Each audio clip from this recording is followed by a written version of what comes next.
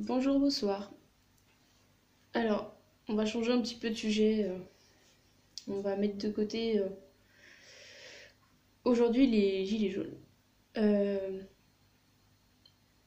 En fait, suite à une conversation que j'ai eue par rapport justement à une de mes vidéos sur les gilets jaunes avec un des abonnés, on a parlé d'alcoolisme. Et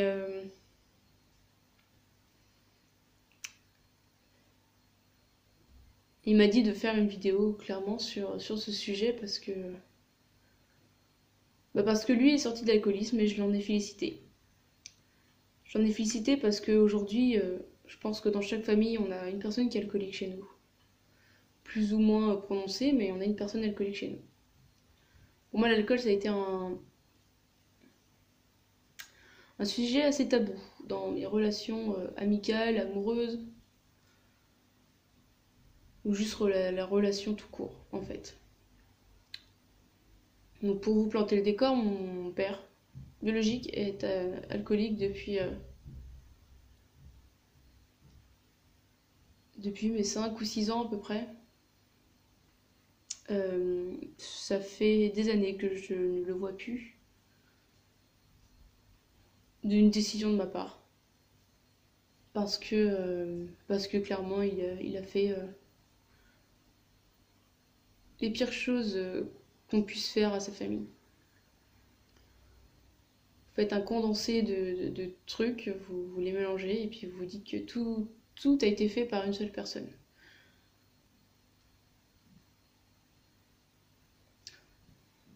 J'aimerais vous donner des exemples, mais en fait, là, il y a cette petite voix qui est en moi qui me dit que bah, si quelqu'un de ma famille le regarde, on va peut-être m'en vouloir d'avoir cité notre vie sur YouTube. Après, si j'ai bien compris, les seules personnes de ma famille qui regardent sont les personnes les plus ouvertes d'esprit. Donc là, le choix que je vais faire, bah, c'est de faire comme d'habitude et de parler à cœur ouvert. Alors, les pires choses a été de frapper, que ce soit sa femme ou ses enfants, ou l'autre femme avec qui il s'est mis entre temps. Les attouchements, voire viol. Euh, pour moi, il a mis notre grand-père dans la tombe plus rapidement que ce qu'il fallait. Il a très clairement pourri la vie de la famille qui l'entourait, que ce soit ses sœurs, ses parents, ma mère, ses filles, ses nièces, ses neveux, tout le monde. Même les voisins, même les voisins, même enfin, tous les villages alentours en fait, parce qu'à un moment ça lui a pris d'aller crever les pneus de toutes les voitures de tous les villages alentours. Toutes les personnes qu'il connaissait, il a été crever les pneus. Pourquoi? Ça, on n'en sait rien. Au final, on a remarqué que c'était les personnes qui avaient essayé de l'aider à un moment, qui en plus potentiellement étaient encore là pour l'aider le jour où il a fait ça. Il s'avère qu'après ça, il a tout perdu. En fait, à chaque fois, il a perdu de plus en plus de personnes jusqu'au point où là, bah, il n'est même plus en France et que s'il y revient, bah, il finit en prison. Prison qu'il a déjà fait plusieurs fois. Donc voilà, pour la petite introduction, on va dire.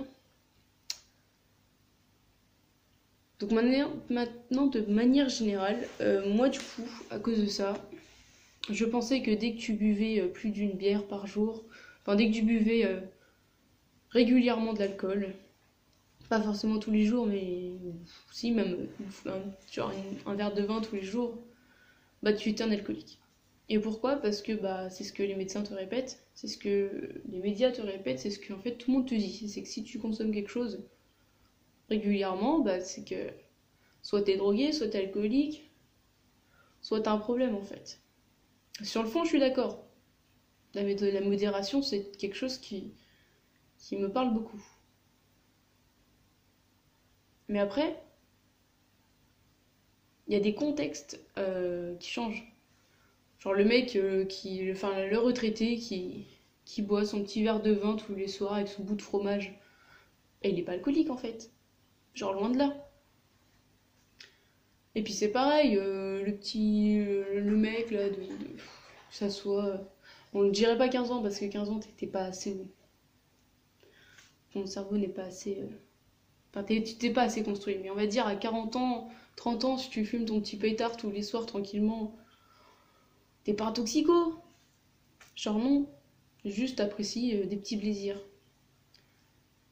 Parce que sinon on pourrait dénoncer tous les mecs qui boivent du coca à répétition tout au long de la journée, du matin au soir. Ou du café, ou enfin voilà, genre toute chose qui est faite toute la journée en mode extrême, ça c'est pas bien, comme le mec qui fume des clopes à longueur de journée. Bah lui aussi il a un problème, il est drogué. Donc voilà. Euh, du coup, l'alcool, dans ses proportions pas tolérables, c'est-à-dire quand tu commences à boire une bouteille par jour de n'importe quel alcool, quand tu commences à en avoir le besoin, genre pour te dire ok si je ne prends pas ça, je vais passer une mauvaise journée, bah là c'est que tu commences à en avoir le besoin.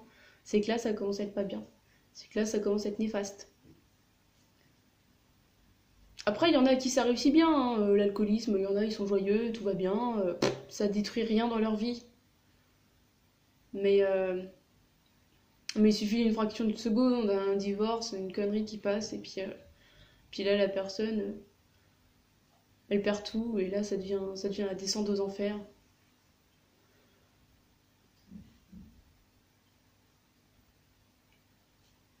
En fait, le problème, c'est que les gens ne savent pas comment s'en sortir et j'ai même pas je ne peux même pas vous dire comment s'en sortir. Je pense que ça a été comme pour moi la cigarette ou la drogue parce que je suis passée aussi par plusieurs années à fumer des pétards et pas justement un tous les soirs tranquillement. Non, je fumais beaucoup trop. Après, j'ai fumé beaucoup trop la clope et à chaque fois, les seuls trucs qui a fait que j'ai arrêté, c'était une l'envie qui a été plus forte que la peur d'arrêter. Et je pense qu'en fait, le problème, c'est ça, c'est que c'est pas une question juste de volonté. C'est qu'il y a un moment, faut que ta volonté elle prenne le dessus sur cette peur de qu'est-ce qui va se passer si j'arrête.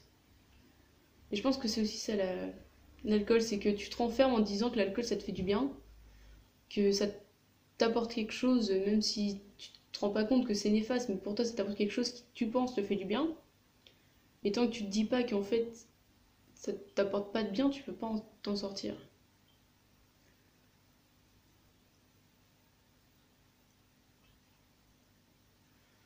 Donc voilà. Euh, S'il y a des personnes qui ont eu des problèmes d'alcoolisme, que ce soit chez eux, autour d'eux, ou même pour eux, et qui ont réussi à s'en défaire, je vous souhaite mes félicitations les plus sincères. À ceux qui ont réussi à arrêter, vous avez été plein de courage. Et, euh, et ne lâchez rien, jamais, ne relâchez jamais rien. Continuez de rester fort face à cette maladie, parce que oui, ça reste quand même une maladie psychologique, mais c'est une maladie. Et donc voilà. Si mon père regarde cette vidéo, je sais que je l'ai incité à regarder certaines de mes vidéos parce qu'il voulait des nouvelles de moi et que je ne souhaite pas lui en donner. Mais je lui ai donné le lien de ma chaîne en lui disant écoute, si tu veux savoir ce que je viens, ce que je deviens, ce que je pense, ce que je compte faire et ce que. Voilà. Regarde, mes vidéos, c'est le seul truc que tu auras de moi, t'auras rien d'autre. Il y a ceux qui me disent oui, c'est ton père, tu devrais pas le renier parce que alors ça, le nombre de fois on me l'a dit. En fait, vous ne pouvez pas vous mettre à la place d'une personne que si vous n'avez pas vécu la chose qu'elle a vécue. Si j'ai pris le choix de ne plus parler à mon père, c'est moi que ça regarde. Si vous n'êtes pas capable de le comprendre, je vous demande même pas de comprendre.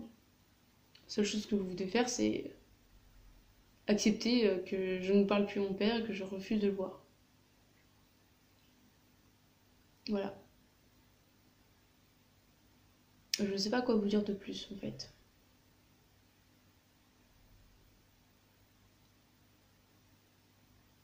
Juste, je vous souhaite plein de courage aussi aux personnes qui sont comme moi et qui ont quelqu'un d'alcoolique dans leur entourage et qui en souffrent.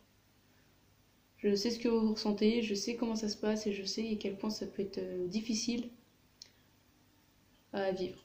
Voilà, je vous fais beaucoup de bisous et plein de courage à tout le monde.